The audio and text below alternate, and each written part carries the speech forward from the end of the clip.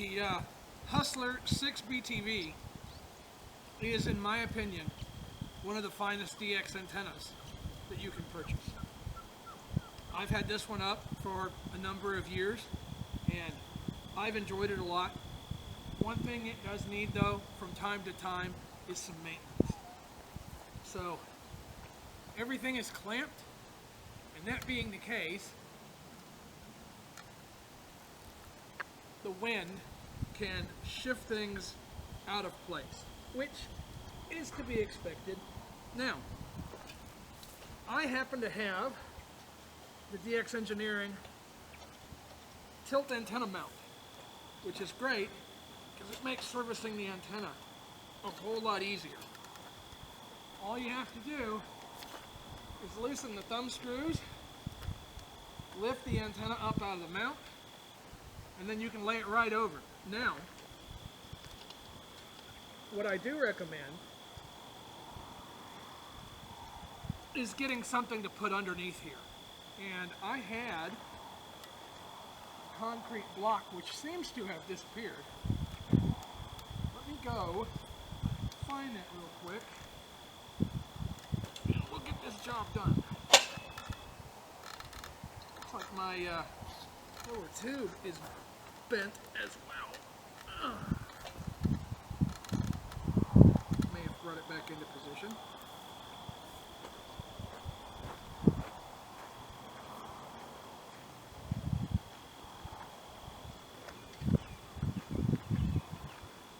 You know, considering that I live in the middle of 600 acres, it's a surprise that my cinder block disappeared, but somebody may have picked it up during a construction project and walked off with it.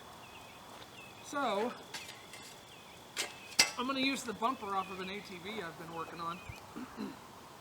So we're going to lift and then just lock it down.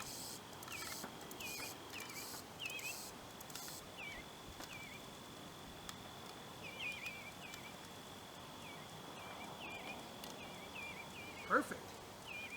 So I believe if you're going to do it, you should do it right. And in this case, doing it right means getting the DX Engineering tilt-over mount that I was just talking about, and the DX Engineering radial plate. With a galvanized pipe cemented into the ground, I attach the radial plate to that, and then put the mount over the top of that. The radial plate makes it easy to connect a whole bunch of radials to your DX Engineering Hustler vertical antenna. Now you want that because that's going to allow you to have a better match and better efficiency. I use this antenna almost exclusively for FT8, and I've worked all over the world with it. I have somewhere between 40 and 50 radials attached. Each one is 33 feet long, and so I'm not taking up a huge amount of real estate here on the ranch. Of course, it's 600 acres, so I've got room to do whatever I want. But with this setup, I have a ton of fun. Now, what I do have, let me unlock this here, is I have the beefed up base plate, and I also have the 12 and 17 meter add-on kits, which are in and of themselves fantastic. In fact, most of my DX contacts are on 12 and 17, and pretty much all of them have been worked from this add-on to my Hustler 6BTV. Now, one of the things that you will want to do, in addition to making sure that everything is straight on the antenna, is you'll want to take it down from time to time and make sure that your clamps are all still in place and that you still got a little bit of your grease on here that you used, your assembly grease. In my case, I use Noalox to help prevent those connections from getting weathered. And you also want to check your caps to make sure that they're not split and leaking. So this one actually does have a split in it. So I will have to talk to DX Engineering about getting some replacements. Now when you do go to put this antenna together, I highly recommend the assembly guide that's on the DX Engineering website. It makes assembling and tuning the antenna a breeze. Now, when you add the 12 and 17 meter kits, it will detune the other elements just a little bit. But what I found when I assembled the whole setup is that out of the box, without the 12 and 17 meter kit, the antenna was pretty much resonant right in the middle of the digital bands on every band that I'm capable of operating. So on this antenna, it'll do, let me see if I can remember here. I know it does 80 and 40 and 20 and I believe 15 and 10. And then of course I've got the 12 and 17 add-on kits. So it makes it really easy. Now the other thing that I like a lot on here, let me get this unlocked again and we'll move back over, is I have the coax direct feed kit. That allows me to just directly connect a coax and makes things very easy. Now I do have one problem on this antenna, and it's from the way the previous owner put it together. I ended up getting this antenna as part of kind of an estate deal. What happened is the previous owner of the antenna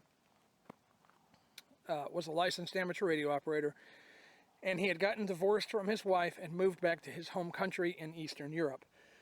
And when he did that, of course, he left all of his ham gear behind with his ex-wife, and she wanted the tower taken down, and she reached out to the local ham club, and I talked to her about it, went over to take the tower down, and the arrangement that we had was that I would take it down and I would haul it off so that she didn't have to pay me to take the tower down.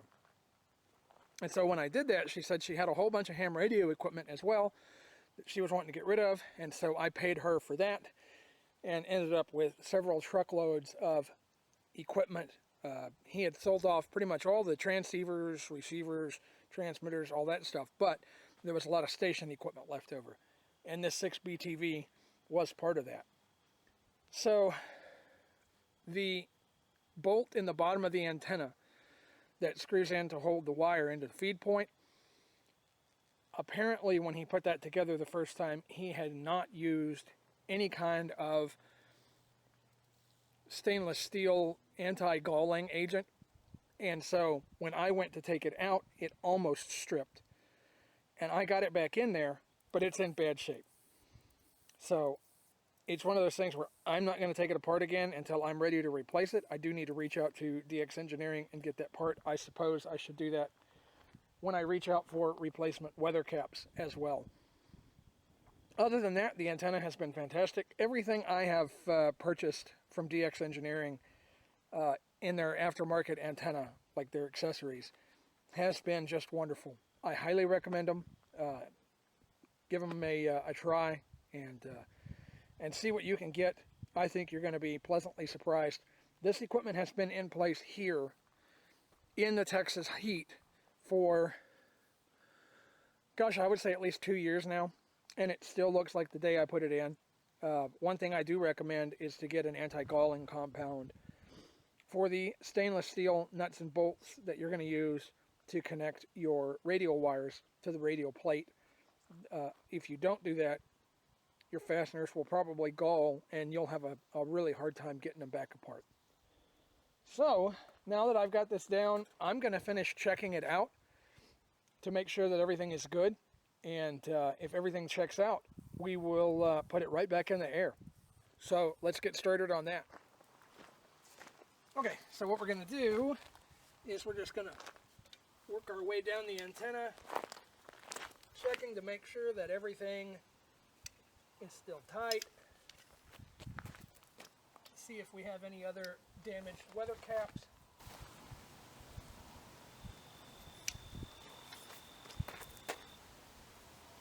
So there is our weather cap that is damaged.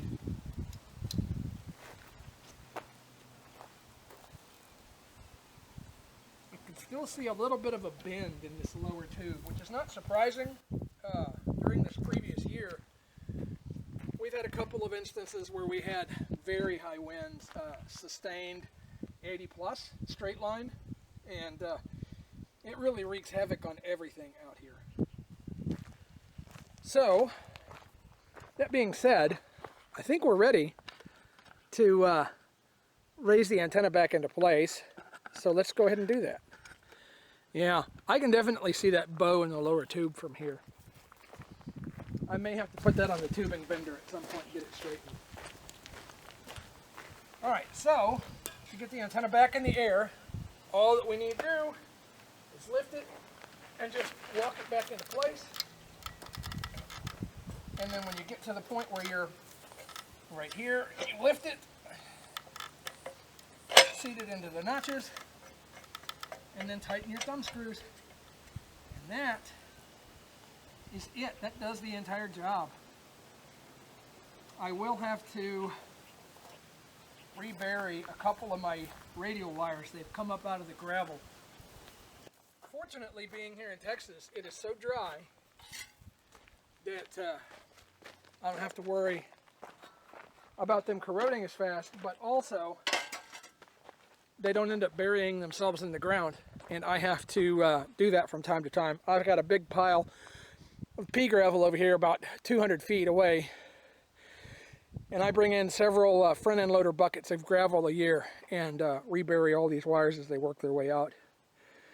Fortunately, I don't have to pay for that. This used to be a materials site, gravel plant, where they did a lot of that work.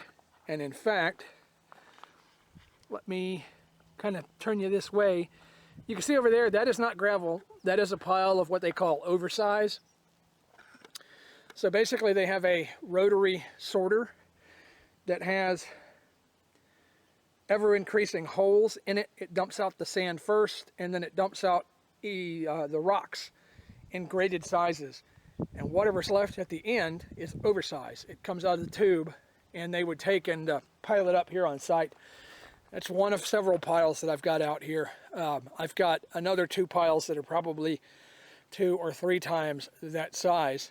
So if I ever need rock for doing some sort of fill or something, I'm definitely set on that. But regardless, I think we're pretty good for today. I'm going to go ahead and call this a success. And I'm going to get everything stowed, go back inside, get cleaned up, have some lunch, and then tackle other tasks for today. I do want to thank you for watching. I appreciate you being here. I hope that you've learned something today, and we'll see you next time. Have a good one.